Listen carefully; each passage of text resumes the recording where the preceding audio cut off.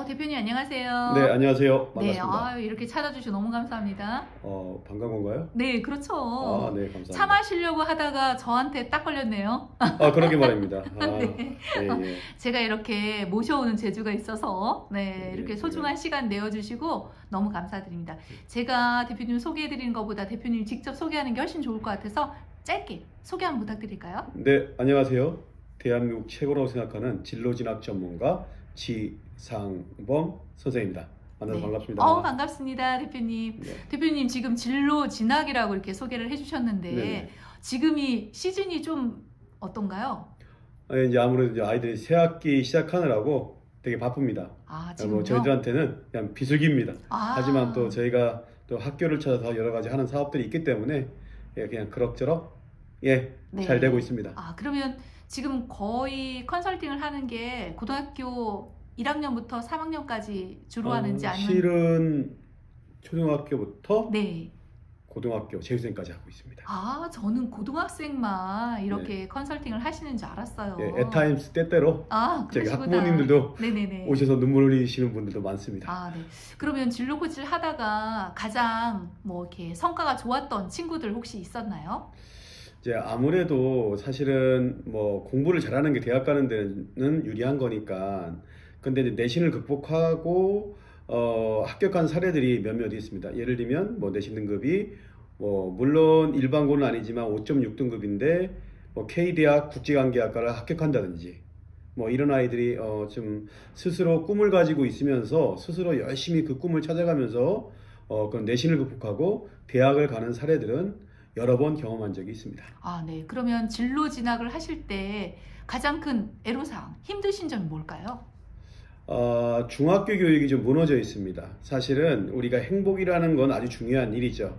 근데 아이들한테는 현재의 행복, 과거의 행복, 미래의 행복이 있는데 너무 현재 행복에 치중하다 보니까 아이들이 참아내는 연습이나 인내하는 것들, 그리고 상황 자체를 좀 긍정적으로 바라보고 좀 더 힘들어도 내가 이겨내는 습관, 사실 이런 것들이 중학교 때 많이 연습이 안 돼 있어서 공부를 잘하고 못하고를 떠나서 그런 것들이 아이들의 진로와 진학에 미치는 영향이 상당히 크다고 생각합니다. 그러면 어렸을 때 중요한 건 습관이라는 생각이 드네요. 네, 그렇죠. 네. 어렸을 때는 좀 저도 자식을 키우는 입장에서 아이들이 행복하면 좋겠죠. 사실 뭐 10대, 13살, 14살 때 공부를 안 하면 더 행복하죠. 사실은 뭐 공부가 좋다고 하더라도 그게 정말 진정으로 너무 좋아가지고 하는 애들이 몇 명이나 되겠습니까?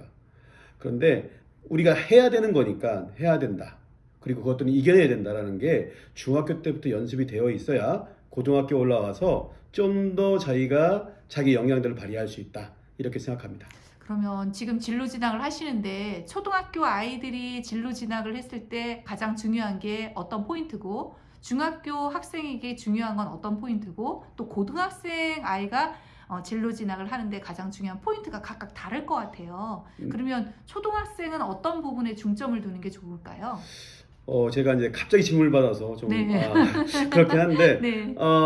제가 봤을 때는 초등학교 때는 사실 다양한 경험들 많이 하는 게 원론적인 수준에서 좋다고 생각합니다. 하지만 갔다 온 걸로는 부족한 것 같아요. 그것들을 좀 집에 와서 뭔가 좀 메모도 해놓고 거기서 배운 점도 좀 적어놓고 이런 일기들을 쓰면서 조금 바라본다면 고학년이 올라오고 그런 것도 좀 읽어보면서 자기들의 진로를 조금 더 구체화할 수 있지 않을까 이렇게 생각합니다. 그러면 경험이 아이들 직업 경험이나 체험이나 이런 부분들도 중요한 역할을 할 수가 있네요. 동기부여를 받을 수 있기 때문에. 저는 절대적으로 그렇다고 생각합니다. 왜냐하면 저희들이 아빠의 직업에 영향을 받을까 혹은 엄마의 직업에 영향을 받을까 저 이런 것들 고민해 봤어요. 근데 이제 최근 들어서 이제 의대가 이렇게 좀 높게 찍지 않습니까? 그러다 보니까 아이들을 이렇게 관찰해 보면 부모가 의사인 아이들이 의대를 꿈꾸게 되고요. 또 부모가 교사인 아이들이 또 뭐 사범교를 가려고 하고 뭐 이런 경향성이 있는 것 같습니다. 하지만 뭐 이제 교대를 가려고 하는 애들은 공부 잘하는 애들이 가려고 하겠죠.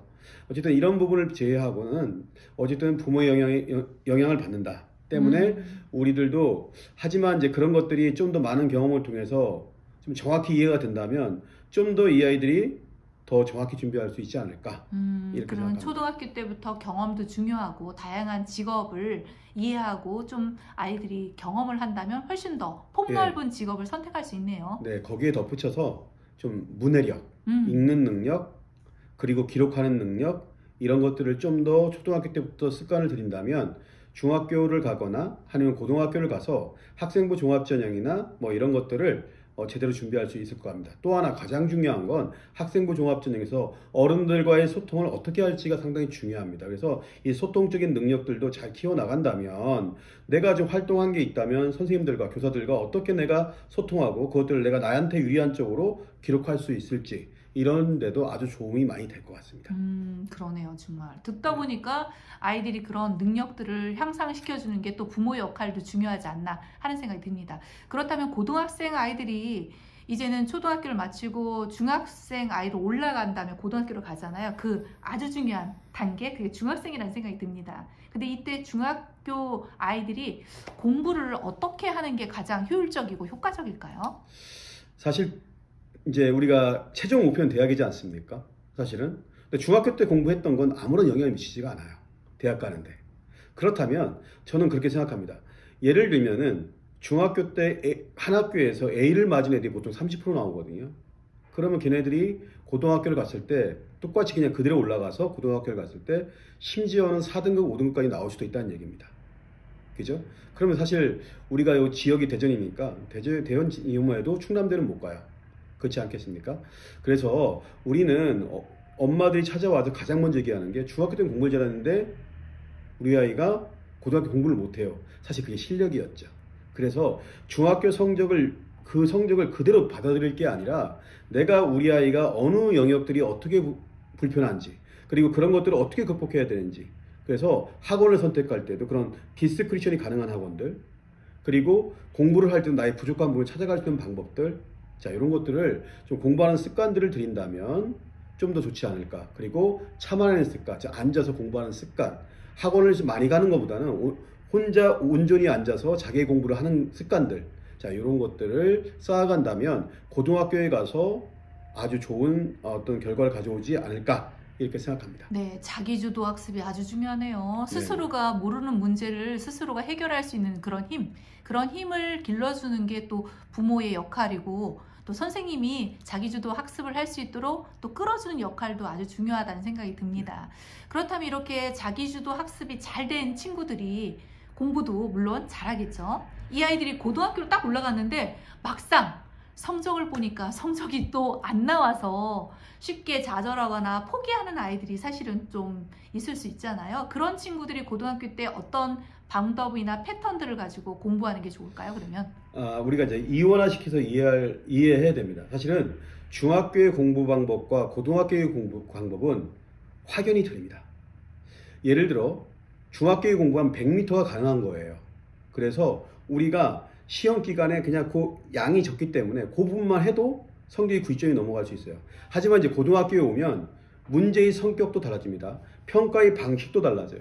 예를 들면 중학교 과정이 절대평가로 간다면 고등학교는 상대평가를 하게 됩니다. 때문에 어떤 점수, 일정한 점수가 아니라 내가 얼마큼 더 내가 점수 안에 4% 안에 들었느냐 7% 안에 들었느냐에 따라 등급이 결정되는 거거든요. 그리고 시험 범위 양도 우리가 기본 교재가 있고 보충 교재가 있고 이렇게 또 프린트도 있고 많습니다. 그래서 평소에 공부하는 습관. 근데 여기서 자꾸 학원을 다니면 내신을 준비할 필요는 없다. 오히려 우리가 학원에 다니는 이유는 수능 최저, 즉 수능 공부를 하기 위해서 학원을 다니는 건 맞다. 하지만 내신은 누가 주재해요? 누가 주재하겠어요? 그렇죠. 학교 선생님. 네, 그러니까 수업 시간에 네. 충실하면서 네네. 그것들을 자기 걸로 이해하려고 노력하는 과정. 그리고 또 혹시 이런 아이들, 질문이 많은 아이들은 이런 내신 대비에 유리할 수가 있습니다. 왜냐면 수행평가 점수도 많이 좋은 점수를 받을 수 있겠고 그리고 교과 세부 특기사항에도 조금 이 아이에게 긍정적인 평가가 많이 주어질 겁니다. 또 그걸 통해서 교과 담당 선생님 이거 정말 중요한 부분이야 또 이렇게 얘기할 수도 있잖아요. 그죠? 네. 이제 그렇기 때문에 좀 학교 생활에 충실할 수 있도록 그렇게 준비하는 게 내신이고요. 그리고 수능 공부는 사실 학교 지금 구조상 교과 커리큘럼상 3학년 때 가서 공부를 할 수가 없어요. 네, 선택 과목 위주라서 학교에서 해주고 싶어도 못 해줘요. 그러니까 그런 것들은 평소에 학원을 다니면서 내가 기본기를 좀 쌓고, 그리고 문제풀이 위주보다는 개념들을 충분히 이해하고 3학년 한 4월달, 5월달부터 문제를 풀어나가면 되는 거예요. 근데 애들이 대부분 보면 개념을 확실히 못 잡고 그냥 문제풀이시기만 하거든요. 학원을 가도 그렇게 수업을 진행합니다. 자, 그런 학원의 수업들은 뭐 참여하지 말아라. 오히려 그냥 인강을 듣더라도 딱딱 끊는 연습 속에 개념을 정확히 정리하고 3, 4월달, 4월달 정도부터 문제를 풀기 시작하면 된다. 늦지 않다. 이렇게 얘기해 주고 싶네요. 그러면 공부에서 가장 중요한 건 개념이네요. 그렇죠. 개념을 확실하게 정리를 하고 이해를 한 다음 이후에 활용할 수 있는 문제들을 좀 풀어서 더욱더 폭넓은 그런 공부를 하는 게 좋다. 근데 개념이 제대로 정리가 안 되어 있으면 깊이 있는 문제를 풀 수 없는 그런 단계가 되겠네요. 네, 그죠. 저도 네. 3년간 제가 모의고사를 출제했었는데요. 문제 구성의 원리가 있습니다. 우리나라 수능은 문제 은행식이기 때문에 몇 번에 어떤 문제가 나오는지가 정해져 있어요. 그런가요? 예, 그러니까 우리가 모의고사를 보면 내가 몇 점을 맞았을까를 고민할, 지금 3월 달에도 시험이 있을 건데요. 내가 몇 점을 맞았을까, 그걸 갖고 내가 점수가 된다 안 된다를 고민해요. 왜? 이거는 확정된 점수가 아닙니다. 그러니까 여러분들은 그걸 보고 나서 내가 나의 약점이 뭐냐를 먼저 파악하셔야 되고, 그런 다음에 나의 공부의 방향성을 적어야 되는 거예요. 그런 다음에 내가 개념 정리를 어떤 부분이 부족하구나, 그러니까 이 부분도 더 하고. 자, 우리는 문제는 매번 바뀝니다. 문제를 풀어서 나의 약점을 극복하는 건 힘들어요. 때문에 기본기에 충실하면서 그런 것들 어떻게 응용되어지는지, 나의 실수가 무엇이었는지를 그런 것들을 명확히 따져서 부족한 부분을 공부하다 보면 시간도 절약될 수 있고 나의 실력도 빠르게 올라갈 수가 있습니다. 아, 네, 그러네요. 진짜 중요하네요. 그런 부분들이. 네, 그렇죠. 그렇다면 지금 가장 힘들어하는 친구들이, 가장 부담스러워하는 아이들이 사실은 고3 아이들이잖아요. 네. 예, 또 올해 고3 되는 아이들이 어떻게 하면 내가 원하는 대학을 갈 수 있을까? 어떻게 지금 학기 초잖아요. 학기 초에 어떻게 자세로 어떻게 공부를 하고 어떤 패턴으로 내가 공부를 하는 학습 그런 패턴들을 찾아가려고 지금 많이 고민을 하고 있을 것 같아요. 그래서 고등학교 3학년 지금 올라간 친구들에게 좀 당부의 말씀이나 아니면 팁이 있다면 그런 부분들을 주시면 너무 좋을 것 같아요. 어떤 네, 게 있을까요? 이제 뭐 아이들 상황에 따라 뭐 다릅니다. 어떤 아이들은 학생부 종합전형에 좀 유리한 애들이 있을 테고, 어떤 아이들은 그냥 교과와 최저 쪽을 맞춰서 교과 전형에 유리한 아이가 있을 테고, 그리고 어떤 아이들은 정말 논술을 해야 되는 아이가 있을 테고, 자, 이렇게 좀 다양하게 있을 텐데요. 지금은 뭐 하나 포기할 때가 아니다라는 거죠. 어쨌든 우리가 2년 동안에, 지금 올해 고3 같은 경우 2년 동안에 대부분 중요한 시점에 전화가 왔네요.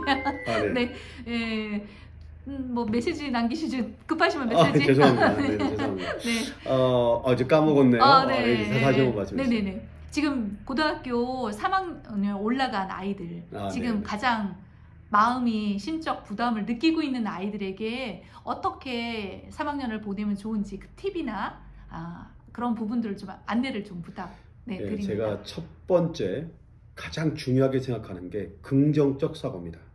어쨌든 입시는 3년간 기간이잖아요. 그리고 마지막 이제 우리가 스포트를 해야 될 때입니다. 근데 지금 1학년과 2학년 때는 저 코로나 사태였어요. 사실 무엇인가가 좀 다들 뭐 특목고가 되든 일반고가 되든 부족한 게 맞습니다. 그러면 부족한 상태가 있다면 3학년 때만이라도 최대한 채운다면 학종에도 유리할 수 있을 거고, 또 우리가 어쨌든 교과라고 하더라도 우리가 국영수는 등급으로 나오기 때문에 그것들을 좀 최대한 올려보면 나의 성적이 0.5포인트라도 올라갈 수가 있을 거예요. 그래서 긍정적인 사고를 가지고 끝까지 최선을 다하자. 그리고 이제 우리가 학종을 준비하는 아이들이 있을 텐데 그 아이들은 한번 되돌아보자. 그래서 1학년, 2학년 때 활동 과정들을 내가 지원하고자 하는 대학에 대해서 좀 어떻게 좀 장점이 뭐냐, 단점이 뭐냐, 그걸 따지고 3학년에서 나의 활동의 방향성을 찾아가는 게 중요한 것 같습니다. 학생부 종합전형은 절대 열심히 한다고 붙지 않아요. 어떻게 남과 다르게 탁월성을 보이느냐, 자, 이게 중점이거든요. 그래서 진로의 명확한 의식을 가지고 목표를 가지고 그것들을 이용해서 교과 세특에는 어떤 것들을 담아야 될지, 그리고 창체 활동에서는 어떠한 활동을 담아야 될지, 이것들을 좀 더 지금 스스로 계획을 세워서, 왜냐면 이제 좀 있으면 중간고사고 좀 있으면 기말고사예요. 사실 뭔가 체계적으로 준비할 수가 없어요. 근데 학생부 종합전형은 깊게 생각해 본 애들이 이깁니다. 때문에 그렇게 준비할 필요가 있고, 교과를 준비하는데 우리가 서울 쪽을 준비하는 아이들은 혹은 거점국립대학을 준비하는 애들은 교과 전형이지만 어떤 학교에 따라서 교과 세특이 반영될 수도 있고 어떤 학교에 따라서는 또 수능 체제가 반영될 수도 있어요. 그러니까 이 요건을 다 맞춰야지 합격하는 거거든요. 그러니까 교과를 지원하는 학생들은 1차적으로 최저에 신경을 써. 즉 수능 공부를 어떻게 해서 내가 체제를 맞출 것인가. 그러면 의외의 결과 내 내신이 조금 낮다고 하더라도 이 거점국립대학교 정도는 충분히 갈 수 있는 그런 상황이 될 수도 있습니다. 그리고 논술을 아무나 준비하는 것이 아니라 사실은 우리 아이는 국어 공부를 잘해요. 그리고 글을 잘 써요. 라고 해서 논술을 잘할 수 있는 게 아닙니다. 논술은 엄격히 따지면 사실은 쓰기 시험보다는, 왜냐면 500자 천자이기 때문에 쓰는 건 배우면 돼요. 중요한 거는 제시문 자체를 이해하고 그것들을 빠르게 출제 의도에 맞게 해석하고 정답을 찾아가는 거거든요. 그러니까 또 이과 논술과 같은 경우는 수학을 얼마큼 내가 깊이 있게 이해했느냐, 과학을 깊이 있게 이해했느냐, 이렇게 찾아가는 것이, 선택하는 것이거든요. 그렇기 때문에 우리가 이 문과 논술 같은 경우는 좀 사회를 잘하고 문해력이 좋은 아이들, 빠르게 읽어내고 요점을 잡아줄 수 있는 아이들, 그런 아이들이 유리할 거고요. 그리고 이 논술과 같은 경우는 내가 전체 과목은 못하더라도 수학과 과학에 대해서 뭔가 자신 있다. 그럼 한번 도전해 볼 만한 하겠죠, 그죠?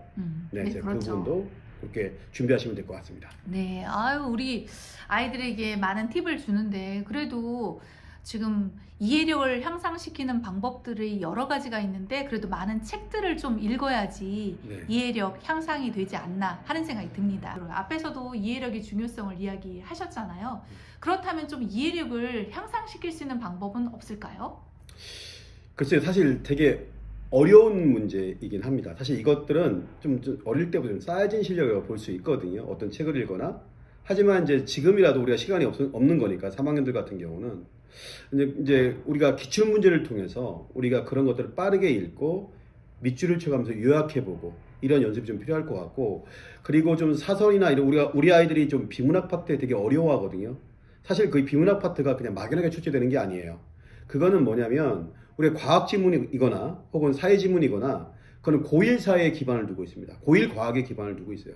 그럼 내가 어떤 지문이 나왔을 때 과학에 대한 지식을 좀 알고 있다 라고 한다면 그 지문이 이해될 수 있겠죠. 사실 국어 선생님들도, 제가 사회 선생님이었었는데 저희들한테 뭐 TN의 농업이치론이 뭐냐, 배버의 공업이치론이 뭐냐, 왜? 국어 선생님도 못 볼 수도 있어요. 개념을 모르면. 그러니까 1학년 사회책에서 주제를 발췌한다. 뭐 물론 내용은 다르겠죠. 그렇기 때문에 우리가 고등학교 1학년과 고등학교 1학년 사회과학 책들의 개념들을 조금 더 이해할 수 있다면 빠르게 그 지문의 어떤 핵심을 파악할 수 있지 않을까? 혹은 읽지 않아도 정답을 맞출 수도 있겠죠. 그래서 그런 식으로 연습을 해가는 게 좋을 것 같습니다. 마지막 정리를 드리면, 기출문제를 통해서 요약하고 정리하는 습관들을 짧은 시간 내에 요약하고 이렇게 정리하는 습관을 들여라. 그 다음에 우리가 비문학 작품이나 이런 것들을 좀 이렇게 해석력을 늘리기 위해서는 우리가 그런 개념들을 좀 충실하게 알고 있다면 좀 더 지문에 쉽게 다가갈 수 있다. 뭐 이렇게 얘기할 수 있겠네요. 네, 그러면 어떤 글을 읽었을 때 그 글을 이해하고 파악하는 거는 습관과 노력과 많은 글들을 보는 것도 중요하다고 생각할 수 있겠네요. 그렇죠. 예, 능력을 키우는 건 어떻게 보면 순간에, 짧은 시간에 얻어지는 건 아니지만, 그래도 짧은 기간 동안 포기하지 마시고 지문을 읽고 짧은 글을 어떻게 요약하느냐, 핵심 키워드가 무엇인가를 찾아낼 수 있는 그런 능력들을 한 단계 한 단계 이렇게 노력해 나가면 충분히 해나가지 않을까 하는 생각이 듭니다. 그렇다면 우리 혹시 진로 하시다가 진학도 또 좋은 대학을 보낸 경험도 많으시잖아요. 네네. 예. 그러면 이게 경험을 해서 좋은 대학에 갔는데 그 아이의 또 성공 사례가 있듯이 되게 막 보람됐다고 느꼈던 그런 일들이 혹시 있으신지 궁금하네요. 사범계열 중에 아주 명문 학교가 있죠, 대학교에. 그 H학교에 합격을 했고. 오, 훌륭하네요. 예, 그리고 그 아이가 임용고시를 봐서 지금 강남에서 영어 선생을 하고 있습니다. 와, 뿌듯하시겠네요. 네, 그렇습니다. 훌륭하게 또 이렇게 예쁘게 자라줬으니 얼마나 또 이렇게 선생님, 진로 선생님으로서도 뿌듯하고 아이가 또 성장해서 좋은 모습으로 또 건강한 모습으로 성장을 해서 지금은 이제 성인이 된 거죠? 네, 그렇죠. 네. 네, 그렇게 해서 오히려 이제 교사 네. 되는 친구들이 되게 그 인정이 많아요. 아, 그러니까 연락도 자주 오고 네. 한 아이는 서촌에 갔다가 그 비상 아시죠? 네. 예, 비상 거기서 제가 컨설턴으로 갔었어요. 근데 거기 일주일 동안 만난 애가 지금 10년째 넘게 전화가 오고 시집 가서 전화가 옵니다. 어머, 결혼을 해서까지. 네네, 그 초등학교 네. 선생님입니다. 아, 그때 되게 보람되고 되게 뿌듯하실 것 같아요. 네, 그렇죠. 저는 이게 네. 사교육에 종사하지만 네. 사실은 우리가 이 감성이라는 거 그리고 이 어쨌든 스승이잖아요. 사교육에서 만나든 뭐 공교육에서 만나든 그러니까 그거로서의 나의 어떤 그 의지할 수 있는 아이들이 많다는 게 너무 좋습니다. 제가 또 그게 장점이기도 합니다. 네. 네. 아유, 훌륭하네요. 또 이렇게 네. 아이를 또 아끼고 또 아이가 잘 되기를 바라는 그런 기본적인 마음가짐과 또 바람이 있기 때문에 훌륭한 아이로 이렇게 성장을 하지 않았나 하는 생각이 듭니다. 혹시 이 진로 진학을 선택한 직업을 이렇게 갖게 된 계기가 혹시 있을까요? 어떤 계기로 사실은 또 이렇게 뭐 특별한 계기는 네. 없습니다. 제가 이제 어쨌든 사회탐구 선생이었어요. 그래서 노량진 한샘학원 아시죠? 네. 비상에서 근무했었고 비타에서도 근무했었고 여기 뭐 대전의 제1학원에서도 근무를 했었고 제가 대전에서 사회탐구 1타를 찍어보기도 했습니다. 그런데 어느 순간 이 교육과정이 바뀌면 사회라는 과목이 인기가 없게 됐어요. 그러는 과정 속에서 그러면 내가 이런 장점이 있는데 교과를 한 장점이 있는데 그럼 내가 다른 걸 할 수 있는 게 있을까? 하다 보니까 이 컨설팅이 맞다라고 생각이 들었고 그 이후에 지금 한 10년 가까이 이 일을 해오고 있습니다. 아, 네. 10년이면은 전문가네요. 전문가를 부르고 전문가라고 얘기하면 어떡합니까? 섭섭하네. 화난다. 네, 그러네요, 정말. 네. 전문가를 보고 전문가라고 얘기하면 또 갑자기. 네, 그래도 네. 이렇게 하시고 있는 지금 현재 일에 만족을 하시고 또 지금의 또 이렇게 성장한 아이들을 보면서 또 뿌듯한 이렇게 직업에 대한 이런 자신감도 또 가지시고 또 만족감도 이렇게 생성하시다 보니까 앞으로도 계속 이쪽에 일을 하실 계획이신지 아니면 뭐 미래 계획이 또 있으신지 궁금하네요, 또. 사실은 이제 저도 이제 나이가 얼굴은 좀 젊어 보이잖아요. 그런데 그런가요? 예, 젊어 보이는데 제가 이제 50 중반. 50 중반이신가요? 네, 이렇게 달리고 있고 네. 뭐 길어봐야 4, 5년이지 않을까 생각하고 네. 저도 이제 그 이후에 미래에 대해서 생각을 하고 있는데 뭐 제가 할 수 있는 일이 교육이니까 뭐 그게 아이들 교육이 됐든 혹은 또 성인 교육이 됐든 또 나름대로 컨텐츠를 개발 지금 또 한 권 쓰고 있는 게 청소년들을 위한 철학서를 하나 좀 쓰고 있습니다. 청소년을 위한 철학서. 네. 한 권도 힘든데 이렇게 두 권을 동시에 쓰는 게 쉬운가요? 다행히도 제가 가르쳤던 과목이 또 윤리와 사상이라는 과목도 고등학교 때 가르쳤습니다. 그러다 보니까 네. 거기서 나오는 여러 가지 철학자들의 입장과 또 우리 아이들이 이 사회를 바라보면서 어떻게 느끼고 또 어떻게 판단하고 또 어떻게 결정해야 될지 그런 부분들을 우리가 요즘에 그 유명한 하버드 대학의 교수가 있어요. 마이클 러스 샌들러의 교수라는 분이 계시거든요. 거기서 도덕이란 무엇인가, 그리고 정의론, 뭐 돈으로 살 수 있는 것들, 뭐 이런 책들을 통해서 다 이렇게 좀 교과서와 융합해서 아이들이 좀 읽어가면서 좀 학교 활동에도 도움되고, 그리고 자신의 어떤 그런 가치관이나 인성들을 형성하는데 도움이 될 수 있는 책이 없을까? 요거는 조금 더 많이 나갔습니다. 지금 네. 어디까지 나갔냐면 마무리? 중세 철학까지 갔습니다. 네, 중세 철학. 네, 많이 나갔네요. 네네네. 네. 다음에는 그러면 책이 다 완성되고 나면 그때 또 한번 모셔야 되겠어요. 네, 책을 한번 소개 한번 해주시고 네네. 또 우리 청소년들에게 도움이 될 수 있는 그런 좋은 말씀도 많이 해주시고 그럼 너무 좋을 것 같아요. 네. 이렇게 또 소중한 시간을 내어주셨는데 마지막으로 하시고 싶은 말이나 아이들에게 좀 뭐 당부의 말이라니 아니면 학부모님들에게 좀 드리고 싶은 말이 있다면 한번 말씀 마무리로 하고 하시면 좋을 것 같습니다. 네, 참 아이들 지도 힘드시죠. 사실 또 맞아요. 저도 힘들어요. 교육제도의 지금 격변이기 때문에 네. 지금 많은 제도들이 바뀌고 있어요.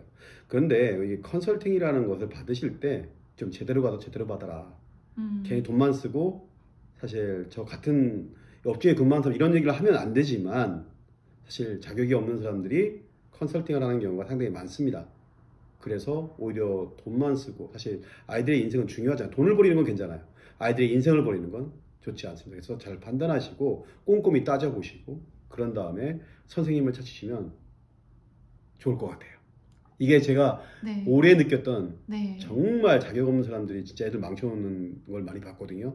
그러니까 그런 부분에 있어서 이런 부분은 조심해야 되지 않을까 이렇게 생각합니다. 네, 그럼 진로하면 우리 지 대표님을 찾아야 되겠네요. 아닙니다. 다른 분 좋은 분들도 많으세요. 네. 저는 이제 사무실이 강남에도 있고 네. 대전에도 있는데 괜찮습니다. 아무데나. 근데 대신 정말 아이들을 사랑하는 선생님이 정말 한 번 보는 걸 끝내는 것이 아니라 내가 이 아이를 컨설팅 맡으면 추후에 2, 3년 동안은 같이 연락하면 지내면서 같이 좀 좋은 추억을 나눌 수 있는 그런 컨설턴을 만난다면 오히려 좀 더 아이들을 꼼꼼히 봐주시지 않을까 이렇게 생각합니다. 아유, 네, 훌륭한 말씀입니다. 네. 오늘 이렇게 소중한 시간 내어주시고 좋은 말씀도 많이 해주시고 다음에 책이 출간되면 그때 다시 한번 이렇게 뵙는 걸로 하고 오늘은 이렇게 소중한 시간을 마무리하는 걸로 하겠습니다. 한 번 더 나오려고 했는데 안 되네요. 또 한 번 나오세요. 언제든지. 책이 마무리돼야 되는 거 빨리 열심히 써야 되겠습니다. 네네. 아니 그 전에 한번 또 오셔서 좋은 얘기 해주시면 너무 좋죠. 네. 네네. 오늘 대표님 소중한 시간 내어주시고 너무 감사합니다. 다음에 또 한번 찾아뵙는 걸로 저희가 찾아뵙는 걸로 하겠습니다. 네, 감사합니다. 네, 네, 고맙습니다. 감사합니다. 네, 감사합니다. 네.